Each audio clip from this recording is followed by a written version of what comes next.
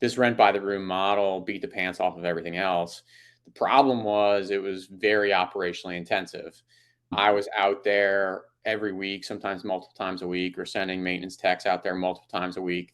We were collecting money orders only. I never wanted to carry cash. So I was sending people out multiple times a week. No way to really track utility usage or figure out what was going on inside the home. And then you had the standard roommate issues that I know everybody talks about.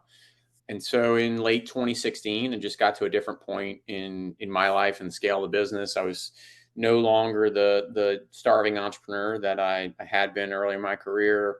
Felt like I was pretty well taken care of for my wife and my 4 kids, and wasn't worried about paying for college and those types of things. So just ended up at an affordable housing ideas competition, and they were looking for scalable solutions to the housing crisis. And I was like, look, I've watched Airbnb over the last 8 years scale to 6 million listings. I've watched the power of this rent by the room model, and I know it's more profitable.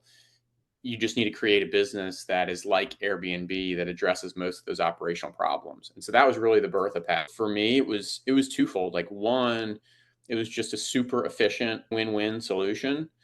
But then for me personally, it was also, hey, like, what do I want the next stage of my life to be? I've been a really successful real estate investor and have gotten to the level of financial independence I had always wanted. And so how do you create just a legacy for good in the world, that if I get hit by a bus, then, I know that I left it better than I found it. Awesome, man. And okay, that's amazing. So it's kind of like it's one of those things you got to be in the game swinging the bat to get these ideas. And like you did, right? You're in the middle of your investing career, found that you solved a problem for a few friends, and it grew into an idea contest, which I thought that's awesome. I remember seeing Pad Split because I have the opportunity to speak every year when IMN comes to Phoenix, and I Yeah. would I would see you guys there, and I'm like, when do you guys come in here, man? They're like, soon, working on it. So my wife and I were aware of you, but just always curious as to when you were coming. But an idea contest, that's cool. So how did it go from, like you said, by the room?